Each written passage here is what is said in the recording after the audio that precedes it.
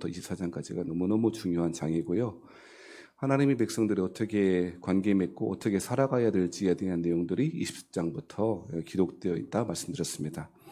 그래서 출애굽기 20장에는 10계명 말씀이 있고요. 오늘 읽었던 21장은 10계명의 그 순서에 따라서 그 계명들의 확장된 적용, 이런 본문이라고 말씀드렸습니다. 여러분 잘 기억하시겠습니다만 19장부터 24장까지 읽으면서 우리가 기억해야 될 중요한 키워드가 있다면 그것은 자유일 것이고요. 나아가 그것을 가능케 하는 사랑이라고 하는 두 가지 키워드를 계명들에 관한 이스라엘 백성들에게 그리고 우리에게 주시는 그 계명들을 읽고 적용할 때 잊지 말아야 될 것이다 라고 말씀드렸습니다.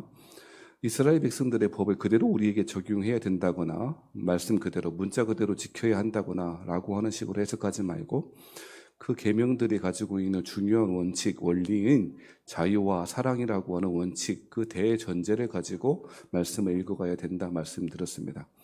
하나님이 우리를 구원하신 그 목적은 구원 자체에 있지 않고 구원을 통한 하나님만이 가지고 있는 자유를 우리에게 선물하신 것이라고 말씀드렸습니다.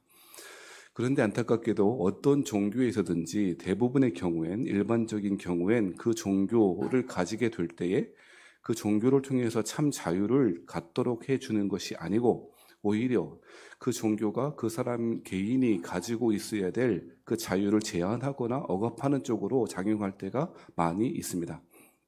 다른 종교도 대부분 그렇습니다. 아니 거의 다 그렇습니다. 최근에 문제가 되는 이슬람 아프가니스탄의 탈레반 이야기도 그렇지 않습니까? 탈레반의 이야기를 하면 끝이 없겠고 그들이 어떻게 그런 어려움을 당하고 있는지에 대한 원인들을 분석하기에는 여러 가지 이유가 원인들이 있겠습니다만 아무튼 제국들의 무덤이라고 되어 있던 영국이 가서 실패했고 소련이 가서 실패했고 이제 미국도 20년 전쟁에서 실패했던 그 아프가니스탄에서 테러 집단이라고 말했던 탈레반을 이제 국가로 인정해야 될 수밖에 없는 상황, 안타깝고요. 참 불행한 일이 아닐 수 없습니다. 그 최강 국가라고 하는 미국마저도 실패할 수밖에 없는 제국의 무덤이 아프가니스탄이죠. 탈레반만 그렇다고 보기는 어렵겠습니다만 아무튼 이슬람 종교의 그 근본 원리에 따라 살아가게 되면 사람들은 그 안에서 자유를 누리는 것이 아니라 오히려 철저하게 인권이 파괴되어지고 자유를 빼앗기는 것 아닙니까? 그들의 종교 계율에 따라 그렇게 살아가야 하고 그것이 오히려 그 신앙에 주는 자유를 말살하는 쪽으로 작용하게 되죠. 여러분 뉴스를 통해서 혹은 여러 가지 방송을 통해서 보셨겠습니다만 부르카라고 하는 그 얼굴도 망사로 되어 있고 나머지는 또 전신을 다 가리는 그 부르카가 우리나라 돈으로 8,000원인가 하다가 지금 10만 원이 넘게 간다면서요. 그거 안 입으면 탈레반들이 다니면서 폭행하고 심지어 죽이고 하는 일들이 실제로 벌어지고 있고 여성들은 이제 어떻게 될지 아주 심각한 어려움 가운데 있는 것 같습니다. 할레드 호세인이라고 하는 사람이 지금 연을 쫓는 아이 그리고 1000개의 찬란한 태양 이런 것들을 속에서 작가가 그려내는 허구 속의 이야기겠거니라고 하는 일들이 현실 세계인 지금 21세기 아프가니스탄에서 그대로 벌어지고 있는 것이죠. 소설 속에서 음행했다거나 자기역하지 않습니다만 아무튼 이슬람 계명을 위반한 여인이 등장하는데 전체 이슬람 사람들 그 주변에 카불에 있는 사람들을 운동장에다 모아놓고 운동장 한가운데에서 그 여인을 참수하는 일들이 실제로 소설 속에서 있었고요. 현대에도 그런 일이 있었다는 것 아닙니까? 실제로 그러고 있고요. 참수하지 않지만 지금 바뀐 게 총을 쏘더만요. 어떻게 이런 일이 벌어질 수 있는가 싶습니다. 그 안에서 평화의 종교라고 말만 떠들지 실제로는 철저하게 여성들의 인권을 짓밟고 있고 그 가운데 여성들은 철저히 사물화되어지고 그 사물화된 여성들을 착취하는 일들이 벌어지고 있는 것 아닙니까? 그래서 아프가니스탄 사람들은 참 이 탈레반 원리주의자들은 너무너무 비굴하고 너무너무 악한 사람들이고라고 생각합니다. 여성들을 성노예로 삼을 뿐 아니라 탈레반의 원리주의자들은 평생에 대부분 여인들을 본 적이 없어서 카불에 도착했을 때에 여인들을 보고 놀랄 정도로 저기 여자구나 할 정도로 놀랬답니다. 그러니 당연히 그들의 욕구를 풀지 못해서 남성 아이들을 성폭행하거나 성노리개로 삼는 일들 또한 있다고 하니 그것이 실제로 방영되고 실제로 증언되고 있으니 얼마나 불의한 일입니까? 실제로 자유의 종교가 아니라 오히려 인권을 철저하게 탄압하고 그 가운데 아프간 여인들이 당하는 고통은 이루 말할 수가 없는 것이죠. 생존권이 남편하고 다니지 않으면 외출조차 불가능하고 더군다나 남편이 죽었을 경우에 자신이 낳은 아들 혹은 그마저도 안 되면 주변의 남성들과 같이 걸어가지 않으면 데려다가 매질한다거나 실제로 죽이기까지 하는 일들이 실제로 21세기 벌어지고 있는 것이죠. 종교가 이런 식으로 자유를 가져오는 것이 아니고 참 자유가 아니라 자유를 억압하는 식으로 작동하는 것은 그렇게 극단적인 경우뿐 아니라 일반적으로도 대부분의 종교에 나타나는 일일 것입니다. 유교도 마찬가지입니다. 유교가 종교라고 보기는 어렵겠습니다만 종교가 되려면 내세관이 있어야 되고요. 구원관이 있어야 되는데 유교는 종교라고 보기 어렵고 철학 체계이거나 혹은 국가 체계 정도로 밖에 환원해서 생각할 수밖에 없을 거예요. 유교에서는 내세관이 없다라고 말하는 게 정확하게 사실 불교도 마찬가지예요. 불교 믿는 사람들 가운데 말하면 당신네들 죽으면 어떻게 되냐라고 물어보면 대답 잘 안 할 거예요. 죽어서 어떻게 되는지 잘 모르고요. 특히 공자도 그랬다는 것 아닙니까? 내가 살아서 어떻게 살아갈지도 모르는데 죽어서 어떻게 될지 어떻게 알겠는가 뭐 이렇게 말했다는데 아무튼 유교에도 마찬가지 아니에요? 유교를 따라가고 그것이 종교라고 믿고 있는 사람들은 어리석습니다만 아무튼 그런 분들이 실제로 유교에 따라 살아갈 때 자유를 누리는가? 전혀 그렇지 않지 않습니까? 우리나라 유교는 참 이상해요. 유교와 불교와 샤머니즘이 고스란히 섞여 있어서 유교인지 불교인지 샤머니즘인지 알 수 없는 종교가 유교인데 많은 경우에 유교를 믿는 사람들은 그 절차와 예식이 굉장히 매여 있는 것 아닙니까? 어떻게 조상에게 어떻게 왕실에서는 또 종묘에 어떻게 제례를 지냈는지 그 규정들이 매여 있어서 그 안에 실제로 그렇게 하는 근본적인 조상들에 대한 어떠한 예의 그런 것들은 그 근본 정신이 없어지고 오히려 그들이 가지고 있는 자유가 철저히 말살되는 것 아닙니까? 여러분 제사 드릴 때 제사 잘 드리는 홍동백서 뭐 이런 거 있지 않습니까? 저도 잘 몰라요. 너무 복잡해서. 대충 제사 드리면 모르겠습니다만 잘 드리면 그 철저하게 지켜야 되고 안 지키면 큰일 나는 것처럼 말하지 않습니까? 어떻게 그렇게 하는지 모르겠습니다. 실제로 공자와 맹자가 그렇게 말한 것이 아님에도 불구하고 그를 따르는 그리고 그 철학 체계를 종교로 바꾸었던 사람들은 그 자신들이 만든 종교 체계에 그들이 자유를 철저하게 말살되고 있는 것이 사실 아닙니까? 뿐만 아니라 우리 기독교 신앙 안에도 잘못된 기독교 신앙을 가르치는 사람들은 우리 예수님이 하나님이 우리에게 주신 참 자유를 선포하는 것이 아니고 기독교 신앙이 오히려 그 자유를 말살하는 경우도 많이 있는 것 아닙니까? 실제로 하나님의 말씀을 그 말씀이 주는 참 원리인 자유와 사랑의 원리에 따라 해석하고 적용하는 것이 아니고 하나님의 말씀을 듣지 않거나 따르지 않았을 때 그 두려움을 느낀다든지 아니면 그것에 따라 나는 벌을 받을 것이라든지 라고 하는 식으로 이해하는 경우가 얼마나 많이 있습니까? 사랑하신 여러분, 그러한 잘못된 신앙 체계에서 벗어나는 것이 얼마나 중요한지 모르는 것입니다. 많이 신앙생활 하면 할수록 그런 분들이 많이 나타나기 시작합니다. 내가 이런 일을 잘못해서 하나님이 벌 주시는 것 아닌가라고 하는 생각이 많은 경우에 오랜 신앙생활 하신 분들한테 있는 것 같아요. 하지만 여러분 전혀 그렇지 않습니다. 전혀 그렇지 않습니다. 어떻게 부모이신 우리의 아버지 되신 하나님이 자녀가 잘못한다고 해서 물론 하나님이 그 자녀를 가르치기 위해서 훈육하기 위해서 때때로 하나님 어려움을 주실 수 있겠습니다만 벌 주시겠습니까? 사랑하신 여러분, 징벌을 당하는 사람이 벌을 받을 만한 자격이 있을 때 벌이 가능합니다. 우리는 하나님 앞에서 하나님이 주시는 벌을 받을 자격조차도 없습니다.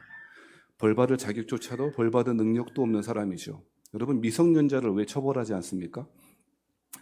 지금 중1, 이제 중2 올라가면 촉법소년에서 벗어나죠. 지금까지는 중1 정도 되면 무슨 사고를 쳐도 무슨 범죄를 저질러도 누가 책임을 지냐면 부모가 책임지죠. 그렇죠? 그걸 요즘 애들이 이용한대요. 참. 그래서 애들이 다 알아갖고 촉법소년 이걸 알아갖고요. 중1 때 마음껏 사고 친 애도 있다는 거예요. 실제로. 참 대단합니다.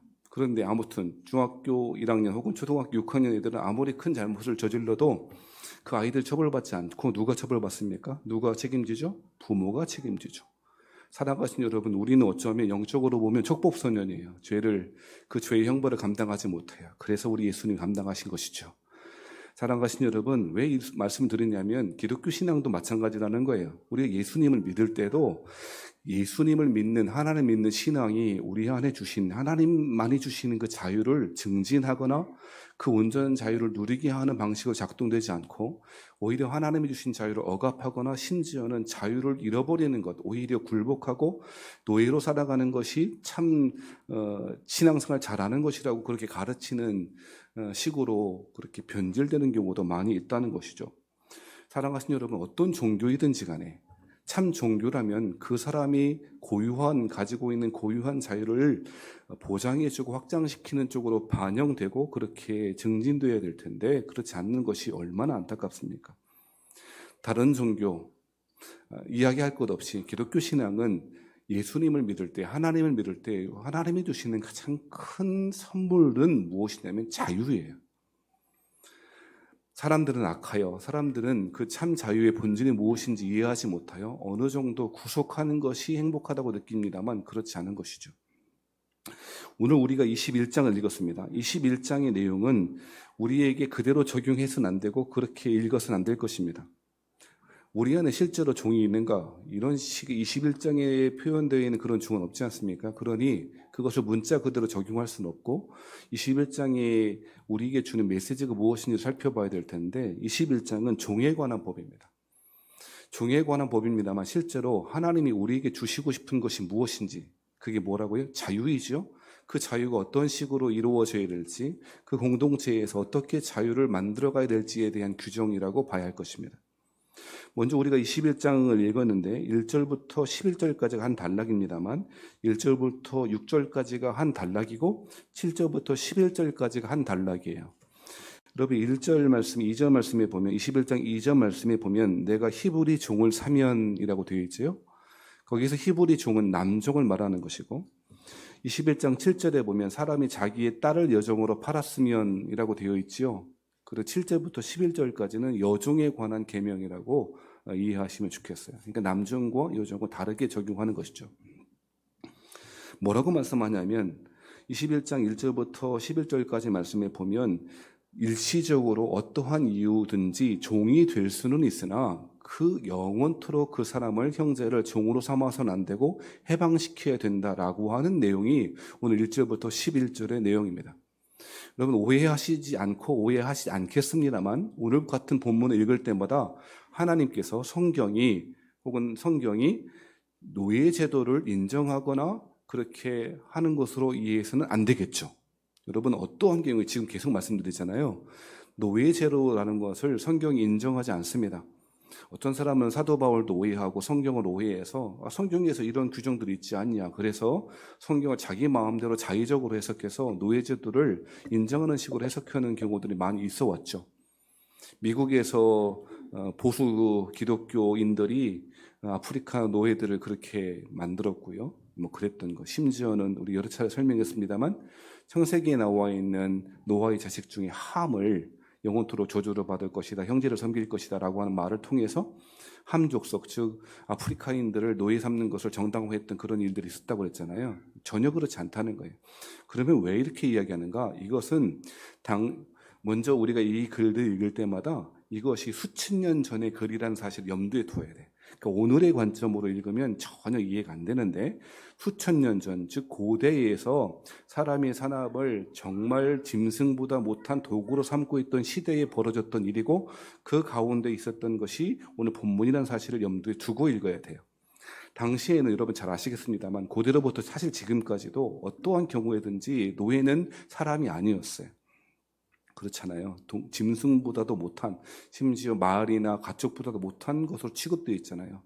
그래서 생사여탈권을 죽이고 살리고 하는 그 목숨마저도 주인이 갖고 있는 상황 가운데 주어져 있다는 거예요. 그래서 오늘의 본문의 말씀은 이러이러한 경우에 노예를 삼는 것을 합법화하거나 정당화하는 것이 아니고 오히려 오늘 본문의 근본적인 의도는 노예를 삼지 말아야 하고 어떠한 이유, 즉 성경에서 여러 가지 노예가 되는, 종이 되는 그 원인에 대해서 말할 때 도둑질을 해서 그 물질에 대한 손해를 갚을 능력이 없거나 혹은 빚을 지거나 그래서 그 빚을 갚을 능력이 없는 경우에 일반적으로 종이 된다라고 하는 규정들이 있는데 이러한 경우라 할지라도 그 사람을 영원토록 종되게 해서는 안 된다라고 하는 규정을 둔 거예요. 이해되셨죠?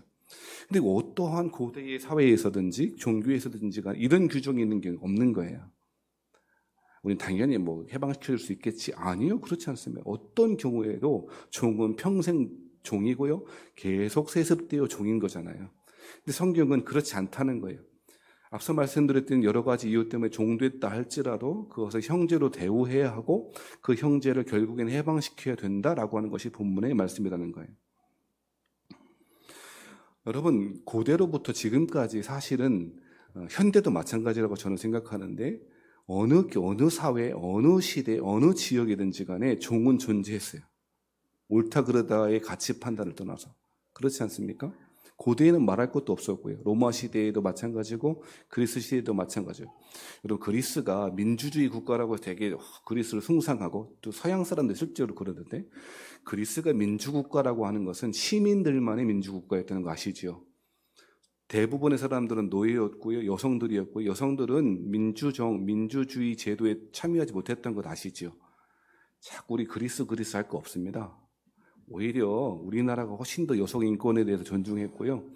세종대왕 때는 그랬다는 거 아닙니까? 여성들이 세종대왕이 참 대단한 분인 것 같아요. 세종대왕이 했던 일 중에 이런 거 있잖아요. 아이를 낳았어요. 양반집 말고 여성 노비가 애를 낳으면 그 여성 노비의 남편도 육아휴직을 줘요. 우리 지금 말고 조선시대 때. 세종대왕 대단한 것 같아요. 이런 나라가 어딨나. 아무튼 그리스 시대, 로마 시대, 이후로 중세 시대에 노예가 없었던 적이 없고요. 종이 없었던 적이 없습니다. 그런데 이 본문의 말씀 적용하면서 현대에는 과연 종과 노예는 없을까요? 저는 있다고 생각해요. 물론 이 사람은 노예, 이 사람은 중인, 상인라고 하는 법적인 신분이 그러하지 않지만 실제로 자본이 중심이 된 사회에 노예로 살아간 사람이 얼마나 많이 있냐는 거예요. 우리나라 초창기에도 그랬다는 건 아닙니까? 자꾸 소설 이야기에서 죄송합니다만 아리랑 제가 몇 번 인용했잖아요. 조정래의 아리랑. 여러분이 한번 도전하세요. 예? 아리랑 12권이고요. 예. 태백산맥 10권, 그리고 한강 10권, 32권밖에 안 되지 않습니까? 예. 아무튼 하루에 한 권씩 읽으면 한 달이면 다 읽을 수 있을 정도의 내용인데요. 아리랑은 일제시대 이야기고요. 그리고 태백산맥은 전쟁 분단시대 이야기고, 그리고 한강은 개발 독재시대 이야기인데요. 아무튼 너무 좋은 것 같습니다. 그 아리랑의 이야기를 보면 그 일본 사람들이 어떻게 우리 한국 사람들의 땅을 빼앗아 가는지에 대한 이야기도 자세히 기록되어 있고, 우리 사람들이, 조선 사람들이 그 갯벌의 땅을 다 뺏기고 원래는 자작농이었다가 소작농으로 전락하게 되어지고 그 중간에 마름이 있잖아요. 마름. 지주와 그 소작농 사이에 마름이 어떻게 착취하고 그 가운데에서 한 가정의 이야기가 등장하는데요. 거기에서 그 젊은 아가씨가 몇 살밖에 안 된 아가씨가 노인에게 팔려가듯이 그렇게 첩으로 가게 되는 일들부터 시작해갖고 얼마나 그런지. 여러분, 우리나라 시대에 해방되기 조선 왕조가 끝난 이 시대에는 노예가 없었는가? 저는 그거에 노예가 아니고 무엇이었을까 생각이 되어져요. 현대에는 노예가 없을까요? 여러분, 사장님이 주인이고 나머지 사람은 종, 이렇게 말하면 좀 서운할지 모르겠습니다. 그런 거 아닙니까? 심지어는 이 시대에는 자발적 노예로 살아가는 사람이 얼마나 많아요. 자유인으로 살아가는 것이 아니고 자발적 노예로, 자본의 노예로 살아가는 사람이 얼마나 많이 있냐는 거예요. 이 관점으로 본문의 말씀을 읽으면 이해가 된다는 거예요. 어떠한 경우에든지 우리는 일시적으로 노예가 될 수 있을 거예요. 우리의 연약함 때문이든지 사회 구조 때문이든지 이러한 경우에 하나님의 백성들이 기억해야 될 것이 무엇인가? 21장 2절 말씀에 보면 이렇게 말하죠. 네가 히브리 종을 사면 그는 6해 동안 섬길 것이요 7째 해에는 몸값을 물지 않고 나가 자유인이 될 것이며. 그래, 노예가 될 수 있어. 종처럼 살 수밖에 없는 구조적인 문제도 있을 수 있어. 그런데 6년이 지나 7채째가 되면 이것이 무슨 째? 7째 해가 안식년이잖아요. 안식년이 딱 오면 뭐라는 거예요? 자유인으로 다 해방시키라는 거예요. 뿐만 아니라 3절 말씀에 보면 만일 그가 단신으로 왔으면 단신으로 나갈 것이요 장가 들었으면 그의 아내도 그와 함께 나가래. 아내 또한 가족이 이루었던 그 가족의 전체로 해방시켜 주라고 이야기하고 있는 것입니다. 심지어는 아니고 나아가서 성경은요 그 중간에 안식년이 되고 7년째가 되기 전에도 희년이 오면, 그 중간에 희년이 끼어 있으면 6년 안 돼도 다 해방시키자는 거 아닙니까? 모든 빚이 탕감되어지고 모든 노예들, 모든 종들이 해방되어지도록 하는 것이 하나님의 말씀 규정 아니라는 거예요. 사랑하신 여러분, 하나님이 우리에게 주시는 것은 자유예요. 어떠한 경우에든지 우리는 우리의 연약함 때문이든지 사회 구조 때문이든지 종으로 설 수밖에 없는 구조에 우리는 있을 수밖에 없잖아요. 그런 가운데 우리가 기억해야 될 것은 하나님이 주시는 그 자유가 무엇인지를 기억하고, 그 가운데 우리가 실제로 종의 위치가 아니라 주인의 위치에 있는 것처럼 살아갈 때 그 사람을 해방시켜야 될 의무가 또한 있다고 말하는 것입니다. 7절부터 11절에는 사람이 자기의 딸을 여종으로 팔았으면 이라고 해서 여성들이 노예로 팔려가는 경우에 대해서 이야기하는데요. 본문의 말씀 잘 살펴보면 이렇게 말해요. 그는 남종과 같이 나오지 못할 것이며, 남종은 다 보내고 심지어 부인마저도 보내라고 그러는데 딸을 여종으로 팔았으면 왜 남종과 같이 나오지 못하게 했을까요? 이 말씀을 좀 기억해야 될 것이, 당시에 여성들은 삶의 어떤 경제적인 활동을 할 수 없었잖아요. 그런 상황 가운데 딸을 여종으로 팔았어요. 여기서 팔다라고 하는 것은 부인으로 보내는 거예요. 이해되시죠? 그렇다는 거예요. 옳다 그르다를 떠나서 부인으로 그러니까 아내로 가는 거예요. 부인이든지 첩으로 가든, 첩이라고 하는 말이, 첩이라고 하면 차별받는 무엇인가 불의한 두 번째 아내, 세 번째 아내를 말하는데, 히브리 문화, 당시 고대 문화하고 달라요. 조선시대 문화로만 보니까 뭐 이렇게 이런 게 있냐 할 텐데 그렇지 않습니다. 제가 말씀드렸잖아요. 수천 년의 지금 문화적 간격이 있으면 고대의 문서라고 하는 것을 염두에 두고 읽자고 했잖아요. 아무튼 여종으로 팔았다는 얘기는 노동력을 제공했다는 것이 아니고 그 사람에게 아내로 보냈다는 얘기예요. 근데 보세요. 그 아내를 보냈는데 그 사람을 아무런 이유 없이 그냥 내보내면 어떻게 돼요? 그 팔려갔던 여인이 어떻게 되는 거예요? 그냥 굶어주는 거예요. 아무것도 없이 굶어주는 거예요. 여러분 지금도 그런 거 아니에요? 많은 경우에 그 남편과 아내가 불화가 생겼을 때에 불의한 일을 아내들이 많이 이렇게 당하잖아요. 지금 뭐 좋아졌다고 하면 지금도 여성들은 약자니까. 그랬을 때 이혼하고 싶어도 이혼 못하는 이유 중에 하나가 바로 그거 아니에요? 나가서 먹고 살 일이 막막한 거예요. 저는 이혼을 못해요. 쪼큰데 너무 심각하게 말하지 마. 저는 이혼하면 큰일 납니다. 예를 들어 그렇다는 거예요. 이해되셨죠? 그러니까 지금 오늘 본문의 말씀에서 뭐라고 말하는가? 남종까지 나오지 못할 거라고 하는 얘기는 여성들은 계속 노예로 살아야 돼. 그게 아니라는 거예요. 계속 보시면 8절에 이렇게 말합니다. 만일 상전이 그를 기뻐하지 아니하여 상관하지 아니하면, 상관하다라고 하는 말은 관계를 맺다 그런 뜻이에요. 성적인 관계를 맺다, 아내로서 받아들이지 아니하면 그런 말이에요. 그러면 어떻게 하랍니까? 그를 속량하게 할 것이나 포로 자유케 하라는 거예요. 그런데 그 여자를 속인 것이 되었으니, 뭘 속인 거예요? 그러니까 아내로 팔았다, 딸을 팔았다라고 하는 것은 아내로 드리는 것인데, 관계를 맺지 않고 하면 아내로 받아들이지 않는 것이 되잖아요. 그러면 그 여인은 어떻게 되냐면 결혼한 상태이긴 한데 실제로는 아무것도 보장받지 못한, 그래서 내쫓으면 아무것도 자신의 삶을 이어가지 못한 상황이 되므로 그 여자를 속인 것이 되는 것이죠. 그래서 어떻게 된다는 거예요? 외국인에게는 팔지 못할 것이고, 또 9절 말씀에 만일 그를 자기 아들에게 주기로 하였으면, 자신의 그 주인이 아내로 취하는 것이 아니라 아들에게 장가 보내게 되어지면 그를 뭐와 같이 대우라? 딸같이 대우하라고. 그러니까 오늘 본문의 7절부터 11절까지의 이야기는 여성들이 더 가혹하게 대우해서 여인들을 보호하지 말아야 돼, 남자는 보내주는데 여자는 그렇게 하지 말라는 게 아니고, 오히려 여성들의 삶을 잘 이어가도록 여성들이 어려움을 당하지 않기 위한 더 중요한 안전장치가 된다는 거예요. 이해되셨죠? 이것이 오늘 본문에서 말하고 있다는 것입니다. 그러니 오늘 본문의 말씀은 노예 제도를 인정하거나 하는 말이 전혀 아니고, 오히려 여러 이유 때문에 노예로 살 수밖에 없는 사람들에게 근본적으로 너희는 노예가 될 수 없고, 오히려 참된 자유인으로 살기 위하여 주인들이 그 종된 사람들을 자유롭게 놓아줘야 될 신앙적 하나님에 대한 의무를 가지고 있다고 말하는 계명이라는 거예요. 이해되셨죠? 그런데요, 제가 이 이야기를 하려고 하는 게 아니고, 설교 시간 끝날 때쯤에 이 이야기를 하는 게 아니래. 그럼 언제 끝나냐? 더 중요한 말씀이 있어요. 자, 저는 그것이 오늘 본문의 말씀에서 더 중요한 것이 5절과 6절이라고 생각되어집니다. 자, 우리 5절과 6절은 같이 한번 읽어보시죠. 21장 5절 6절은 같이 한번 읽어봅시다. 시작. 만일 종이 분명히 말하기를 내가 상전과 내 처자를 사랑하니 나가서 자유인이 되지 않겠노라 하면 상전이 그를 데리고 재판장에게로 갈 것이요 또 그를 문이나 문설주 앞으로 데리고 가서 그곳에다가 송곳으로 그의 귀를 뚫을 것이라 그는 종신토록 그 상전을 섬기리라 라고 이야기하고 있습니다. 여러분, 희한한 좀 특이한 계명들이 오늘 본문에 이야기하고 있습니다.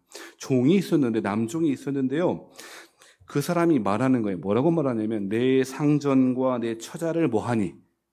사랑하니? 라고 말합니다. 나가서 자유인이 되지 않겠노라 라고 하는 거예요. 여러분, 어떤 사람이 있었는데 그 사람이 아내도 있고 가족들이 있어요. 그런데 홀로 나갈 수 없는 거예요. 그래서 선택하는 거예요.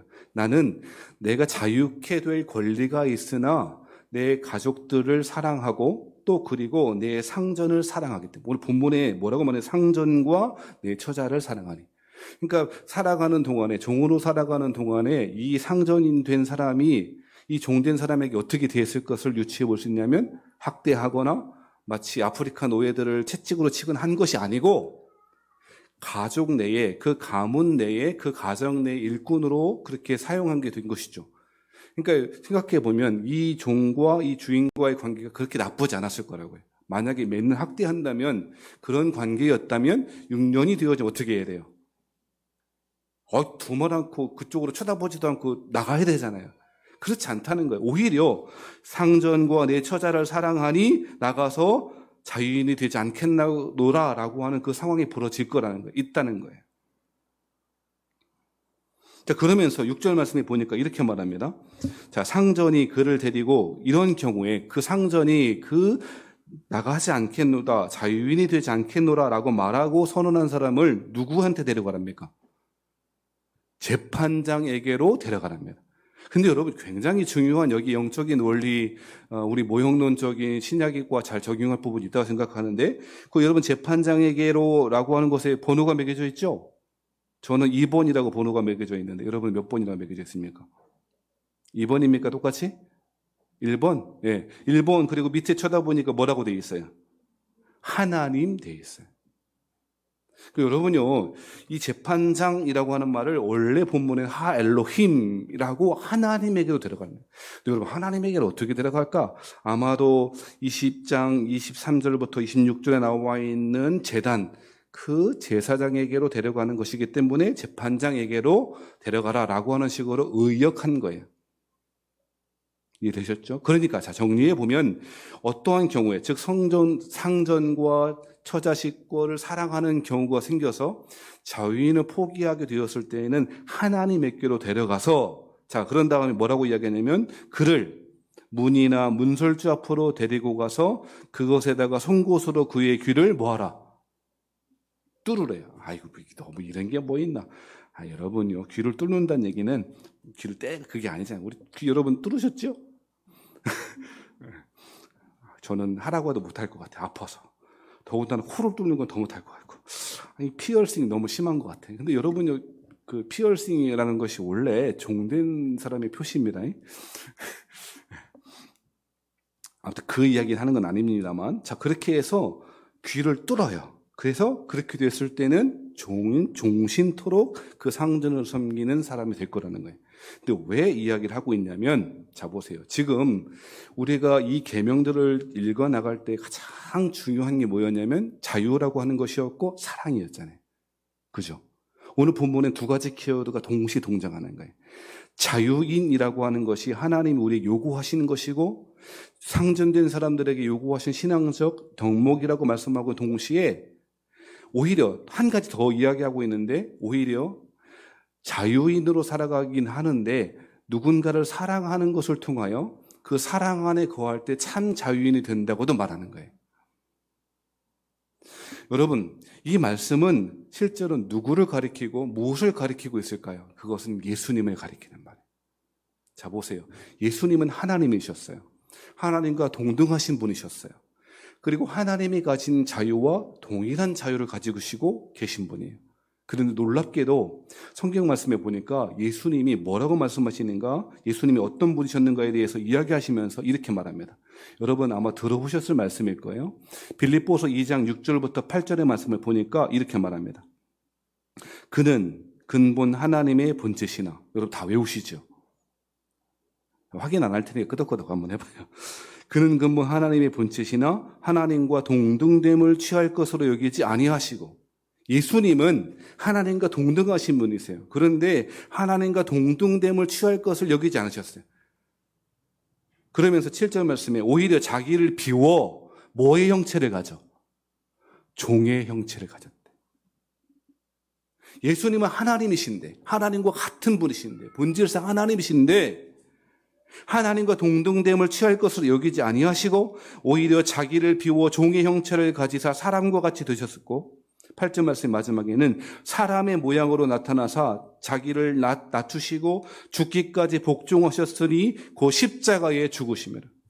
사도 바울은 빌립보서 2장 6절 8절 말씀을 통해서 예수님이 누구이신가를 보여주면서 예수님은 하나님을 사랑하셨고 하나님이 사랑하시는 그 당신의 백성들을 사랑하셨어요. 그래서 십자가에 죽으셨대요. 죽기까지 복종하셨대요. 그리고 그 앞서서 오히려 하나님과 같으신 분이 종의 형체를 입으셨다고 설명하는 거예요.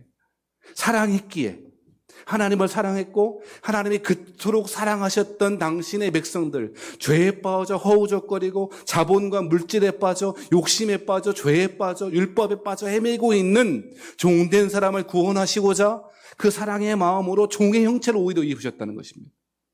오늘 본문의 이야기 21장 5절부터 6절의 말씀은 바로 그 이야기를 하고 있다고 저는 믿습니다. 그래서 상전의 그를 데리고 재판장에게로 갈 것이요 하나님께로 갈 것이요 라고 말하는 것입니다. 참 자유는 하나님이 주시는 것이고 참 주인은 하나님이실 수밖에 없고, 하나님을 사랑하고 형제를 사랑하는 것이야말로 자유인으로 살아가는 길이라고 본문에서 웅변하고 있는 것입니다. 그런 사람들에게 필요한 것이 뭔지 아세요? 귀를 뚫는 거예요. 여러분, 귀를 뚫는다는 의미는, 고대의 귀를 뚫는다는 얘기는 말을 잘 들으는 거예요. 그 사람의 주인의 말을 듣겠다는 거예요. 이해되시죠? 너무 심하다. 이 문설주 나무에 대고 귀를 확 뚫으면 얼마나 아팠을까? 그것만 생각하지 말고 그 의미가 하나님을 사랑하는 것, 예수님이 하나님을 성부를 사랑하셨고 죄인들을 사랑하셔서 십자가에 못 박으셨던 것처럼 십자가에서 죽기까지 복종하셨고 종의 형체를 입으셨던 것처럼 참 자유인으로 살아가는 것은 그 종이 문설주의 귀를 뚫듯 하나님의 말씀에 따라 살아갈 때 참 자유인이 되는 것이고, 참 자유는 그저 아무것도 제약이 없는 방종이 아니라 말씀 안에 주어지는 것만이 참 자유인이라고 말하는 거예요. 그러므로 자유인으로 살아가고자 하는 원하는 백성들에게 참 필요한 것은 무엇인 줄 아십니까? 귀를 뚫는 거예요. 선언하는 것입니다. 내 몸에 흔적을 가지는 것입니다. 예수님이 의심하는 도마에게 못 박힌 손과 옆구리를 만져보라고 말씀하셨죠. 예수님은 하나님을 사랑하셨던 증거를 몸에 지니고 계셨어요. 그리고 주인과 함께 살아갈 때에 참 자유인으로 살기 위해서는 우리는 귀를 뚫어 참 자유인의 흔적을 오히려 가져야 된다는 것이죠. 사도 바울은 이 말을 했던 빌립보서 2장과 6절 8절에서 예수님의 자유, 예수님이 우리에게 주셨던 참 자유가 구원이 무엇인지 설명했던 이 사도 바울은 자기 자신을 소개할 때마다 거의 한 번도 빠지지 않고 소개하는 단어가 있어요. 뭔지 아십니까? 그리스도 예수의 종된 바울은. 참 자유인이었기에 하나님이 주시는 자유가 무엇인지를 알았던 사도 바울은 누구를 만나든지 그 어떤 교회의 편지를 쓸 때마다 자기를 종이라고 소개했습니다. 그것이 자유인의 선언인 것입니다. 오늘날 많은 사람들은 자기가 자유인이라고 착각합니다. 욕망으로부터 자유하지 못하고 물질로부터도 자유하지 못하고 우리의 왜곡된 욕망으로부터 억압되어 있음에도 불구하고 많은 것들에 중독되어 있음에도 불구하고 자유인이라고 그렇게 말합니다. 그렇게 말하기를 좋아합니다. 하지만 자유인이 아니고 오히려 속박과 억압과 그 중독 가운데 헤어나지 못하는 사람들이 얼마나 많이 있습니까? 여러분요, 알코올 중독만 해도 그래요. 제가 알코올 중독 사역하시던 한 목사님이라고 잘 알고 몇 번 말씀드렸잖아요. 술을 먹다가 술병이 쪼르르 가다가 거기서 죽어 있는 사람들이 많이 있다는 거예요. 집에 가면. 그런 사람들이 얼마나 많이 있냐는 거예요. 그러면서 그 목사님 뭐라고 하는 줄 아세요? 알코올 중독은 치료되는 게 아니야. 억압시키는 것뿐이야. 오랜 동안 알코올 사역하셨고 수많은 사람들 알코올 중독자들을 경험했던 그 목사님의 증언이었습니다. 저는 그 말이 맞다고 생각해. 여러 가지 치료를 통해서 여러 가지 일들을 통해서 억압시키는 것뿐이에요. 하지만 어느 순간 터져나오는 분출하는 그 왜곡된 욕망들과 중독의 영들은 해결되지 않는 거예요. 수많은 사람들이 죄의 종으로 살아가요. 율법의 종으로 살아가요. 그죠? 수많은 종교를 가지고 있던 사람들이 그 종교에 매여서 자유를 잃어버리고 살아간다고요. 기가 막히. 이번 대선은 정말 기가 막힌 것 같아요. 아니, 하다 무슨 침을 막 놓는데, 이상한 곳에 침을 놓는데요. 아, 세상에. 우리 지금, 아니, 무당의 그 정법 도사? 무슨 도사의 말을 듣고 정치적 진로를 결정하고 침을 왜 거기다 놔? 여러분 다 보셨잖아요. 학문침, 네, 말하기가 좀, 왜 그런 줄 아세요? 불안한 거예요. 두려운 거예요. 그러니 그런 사람들이 사이비 종교인들이, 무속인들이 하라는 대로 하고요. 아니, 솔직히 그렇잖아요. 우리는 그렇지 않게, 여러분 그렇지 않겠습니다만, 손 없는 날, 이사를 꼭 손 없는 날만 가야 되는데, 실제로 어떤 분들이 그 무당이 하는 말대로 그대로 하는 불안을 못 사는 거예요. 살아가신 여러분, 손 없는 날이 아니라 손 있는 날 이사 가시기 바랍니다. 그때가 싸요.